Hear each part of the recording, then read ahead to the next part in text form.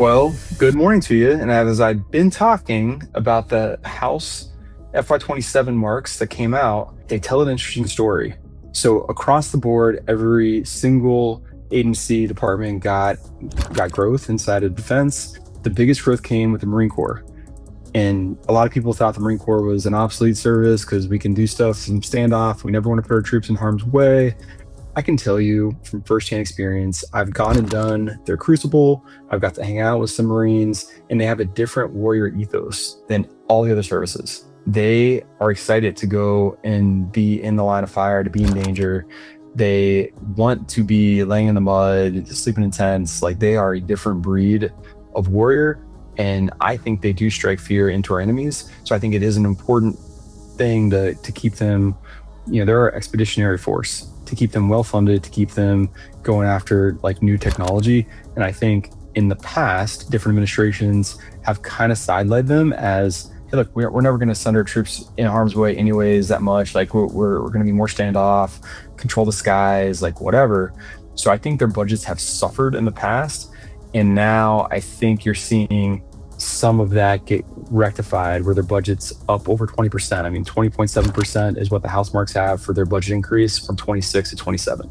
That is a lot of money comparatively. And a lot of that's going to some UAS capabilities, some of their long range fire capabilities. They're really just trying to plus them back up so that they can be the threat we know they are. Marine, you love Marine. That's true. Like they have a unique warrior ethos that you really have to be around and experience. Like, they love America, and they are the ones that are consistently putting their lives on the line. Like, that's what they signed up for. I mean, in the Air Force, we call them bullet catchers sometimes because they're out there, like, bullets are flying by their head, and like that's what they're into it. Like, they are into that level of risk and danger and excitement. And we would joke, like, you put a Marine in a padded room with a bowling ball and you come back, the bowling ball is broken somehow. Like, they get into the mix. Like, they're ornery. So I love me some good Marine, and I'm glad they got a big budget increase. For the next one that I think is really interesting is the Air Force's budget increase. Their budget increase, I want to say, is close to 7.5%. And that 7.5% increase was, the Air Force already has a really large budget. Airplanes are expensive. We know that. But I think what this represents is a maturation of some of our big programs. I was part of the B-21 Raider. I was one of the guys that got to work on that procurement. I was a contracting officer through their tech development phase. So I have unique insights in there. I got a lot of friends that still work in that program office. I talk to those guys still. And I mean, one of the highlights of my career, getting to work that program, undoubtedly. It was an awesome program. And I think if you ask anyone, it's one of the best run programs in the military today, bar none. Congress will tell you that. A lot of people will tell you that. It is a well-run program because we did the work right in the beginning to build it. Well, that is starting to mature. We're entering more of a production phase where they're going to be buying more assets of that. I believe Trump just ordered up an additional set of planes over the baseline that we originally procured. So you're seeing some growth there. Sentinel's also coming on. Those are two parts for nuclear triad, and that's a positive thing. So that's why you see more growth on the Air Force side. I don't think it's particularly any new programs. I think it's just we're starting to really hit our stride with some of those larger programs. Next, you'll see around a 5% increase, 5.7% increase with the Navy's budget. I frankly expected to see a larger budget increase with the Navy. I think Congress is still really grappling with the fact that they are a huge cost overruns with shipbuilding. Our shipbuilding, like industrial base, is not where it needs to be. And it's really expensive to build ships. Like, they are wicked expensive. And if you were to look at like a modern conflict, like not us going and screwing around with Iran, not us going around screwing around with Cuba or Venezuela, like it's us against China. China probably has a capability to sink our carrier groups. Like, they probably have that capacity, and we wouldn't be able to defend them.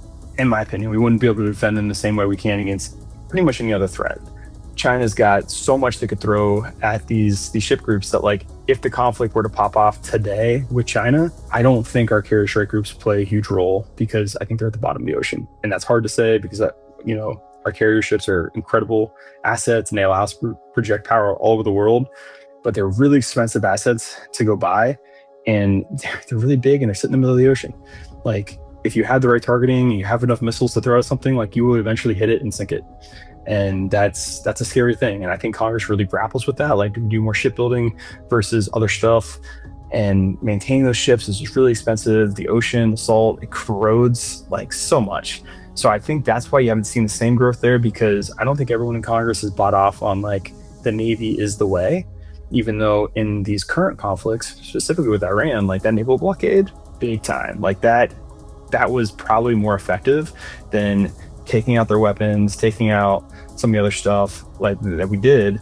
I think the naval blockade hurt them in their pocketbooks because they couldn't get any money through, they couldn't get any oil out, and that was a big help to us. And without the Navy, we couldn't have done that. Now, some would argue that if we didn't do the other stuff first, right, we had to get the sequencing right, the naval blockade wouldn't have been as effective because they would have been shooting at our ships and they're in the middle of the ocean. So if you have good enough targeting, you throw enough weapons at them, like you'll eventually hit one and it'll sink, right? You put a hole in a ship with a bunch of water around it, it goes down.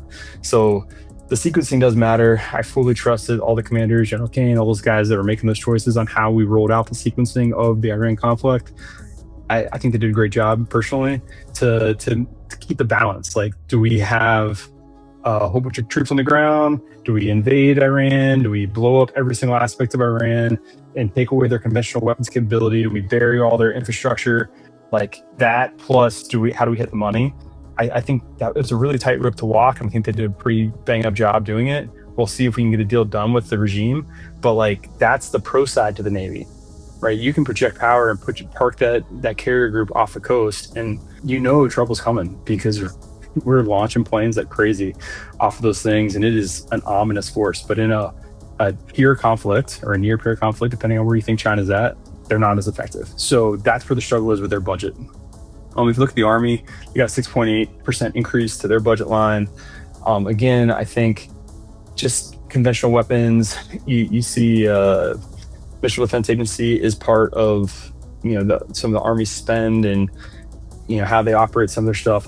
We use a lot of munitions. I think a lot of their spend increase is coming on that side of the house, and overall defense wide, it's just under 5% increase. So we have been told that we have a 50% increase to the largest defense budget we ever had. If you believe the math, that we are at $1 trillion budget right now, and the way they calculate that is 800 some billion dollar baseline defense budget and a $150 billion one big beautiful bill reconciliation budget. That's how they came up with the $1 trillion budget. You can see that we're currently not at the 1.5 trillion with this bill as passed. The 1.5 trillion, there's going to be a delta there. Now we have to wait and see what the Senate passes. We have to wait and see what comes out of conference. But because there's a delta there, it's a pretty glaring indicator that the powers that be are planning to do a supplemental bill. I've heard it's going to be for munitions. We'll see. That'll be a lot of spend. I mean, munitions are pretty expensive. I was talking with a friend of mine. He's the country manager for Belgium and Germany. And he's like, yeah, they just signed a $300 million LOA for a bunch of, new weapons from like Belgium signed this off. And it's like, holy crap, that's a lot of money. And you look at the weapon cost, like $3 million a shot.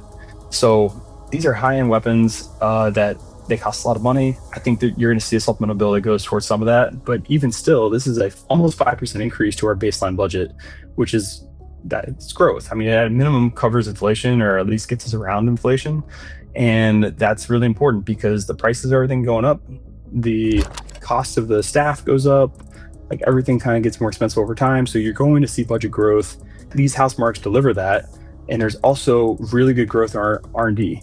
I want to say R&D spend went up almost $75 billion from previous year. Okay, why is that important? Well, SBIR is a 3.5% or 3.75% tax on the RDT&E budget.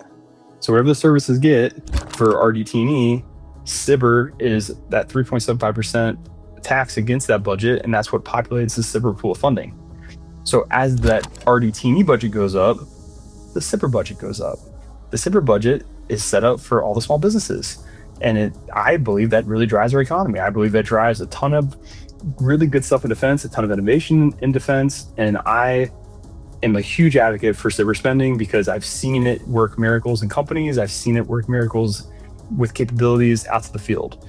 it's more work to, do contracts with a bunch of smaller companies, and there's an education that the civilian workforce and the military workforce have to provide to those small businesses to get them through the knothole of our bureaucracy that's just so massive and so cumbersome.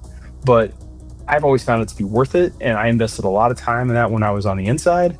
And now that I'm on the outside, I work with a lot of those small businesses now because they can't afford to hire these huge, government procurement teams to go and figure all this stuff out, like Lockheed has and Boeing has, where they have these huge teams to figure this stuff out. And frankly, they're part of the problem about why the rules are so complicated, because that creates a wide moat for them, right? They go and add a bunch of stuff into the National Defense Authorization Act through their lobbying efforts that create all this bureaucracy, which makes it harder for small businesses and other people to participate in the ecosystem, because the bureaucracy is just stifling. It is suffocating. And for the large companies, they make money off it.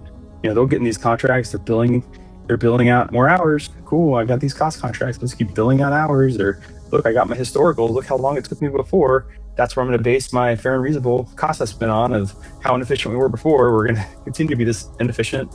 The small businesses don't have that data set. They don't think that way. They're not trying to be as inefficient as possible to maximize their dollars. They're trying to get capability out to the field.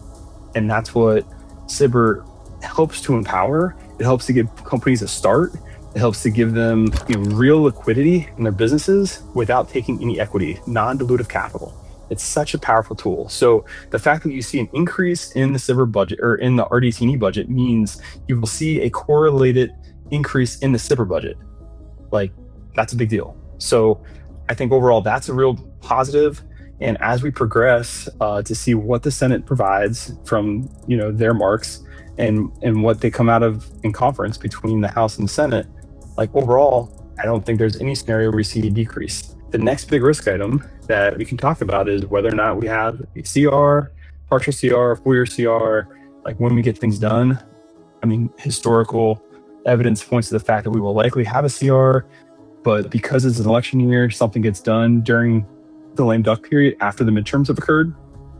The budget for FY27 starts October 1st. That's like when we start spending FY27 money. The elections aren't until November. So the lame duck session is after the elections in November until mid-January, when the new Congress starts. So like a betting person would say that's the likely time frame that a CR will last till, somewhere in that window, because the people that are out, that are leaving Congress, that are either aren't even going to be on the ballot because they got primaried out, which there's plenty of those on both sides of the aisle this time, and the people that lose their elections that were incumbents, which I think there'll be a handful of those as well, they have, this is their last bite of the apple. This is their last chance to get something through. So I think they will be highly motivated to at least leave their mark, leave their imprint on the future budget. So I suspect you'll see something in the lame duck period. I could be totally wrong about that. Maybe they get it done in time. That doesn't really happen very often. I'm not optimistic about that, but say there's that CR for that period of time, that's probably fine. Like the military is used to that. We've operated like that for a while. I think that if that were to occur, we would get through it. What would be the worst, again, is if they do a full year CR like they did in FY25. That means there's no new priorities that are getting funded. That means there's no new starts. That means a whole bunch of negative stuff for the armed services and a whole bunch of wasted money. For those of you that don't know how a CR works, they fund the government at previous levels. Whatever they were funded out before, they fund the same thing. You have to keep funding the same programs. And it doesn't count for the ads that Congress inserted. It counts for the stuff that was in the baseline budget. Like the baseline budget was 5 years old a year ago, so now it's 6 years old. And like all of a sudden we're gonna push that and as be the thing. The only thing that was dumber than what we did in FY25 with the full year CR, and like Congress gave up so much power during that, like it was incredible, was sequestration. This is back in the Obama administration. They did sequestration and they funded the entire government at 90% of its budget level. I can't tell you how stupid that is, but they took it one step further. They said, it's not just 90% of the budget level. We're going to fund you at the programmatic level 90%. So you're not allowed to move money around to say like, all right, well, we only have 90% of the money and it costs obviously 100% of what it cost before, if not a little bit more because of inflation. You can't decide to stop one program and then fully fund your other programs. You had to fund everything at the 90% level to include the workforce. So we actually got furloughed during that time. And I mean, that was such a game changer for the mentality and the psyche of the federal workforce. Certainly for me, it changed the way I viewed my job. I was working the B-21 Raider at the time. It was called the Long Range Strike Bomber. And we were working 7 to 7. We would go into the vault 7 a.m. We would leave around 7 p.m. I was working with all the graybeards. It was awesome work. We felt like we were doing God's work during that time. We were doing the nation's work. It was really important to get this weapon system out, and it was the most important thing going on. And we had that sense of mission that you have to do the work at a high level, especially in the space. Like, everyone was working hard. We had the best engineers, best program managers, handpicked. All these people were handpicked. It was great. And then we weren't allowed to be in the office more than 8 hours a day, because technically all federal workers are hourly and not salary folks, which is, most people don't realize that. And people were going to get in trouble if they were in any time past their 8 hours. And then we got furloughed, I think 1 day a week for some period of weeks, which was also a nightmare. We weren't allowed to come to work. And it really just took away this sense of mission that we had. Like, we were sacrificing. We weren't charging extra for the extra hours we were going in. We were just working because there's a job to do. And that's what you would think of a salaried person, but we weren't salaried. Technically, we were hourly, and we probably should have been charging the government for those extra hours, but that wasn't the culture. Coming out of sequestration, 100% that became the culture. 100% the federal workforce turned into well, my day is over, laptop closed. And that was it. So, like, how much productivity did you really lose by changing the culture for that? So in my opinion, that was the dumbest thing they've done, at least in my worldview of how they've run out these budgets and how they figured out the budgets. The next dumbest thing was the full-year CR. That happened in FY25. Let's see if they can figure it out for FY27. FY27, we have the House marks. We still need the Senate marks. Then we need to have it go to conference, and then hopefully they can get something passed. My bet is during the lame duck session. Anyways, if you like what you heard, please like and subscribe to the channel. It does really help our algorithms. It helps with my engagement with you guys. If you have comments, or you think I said something that was good, that was not so good, tell me about it in the comments. We'd love to hear about it. Anyways, have a great day. We'll talk to you later. Bye.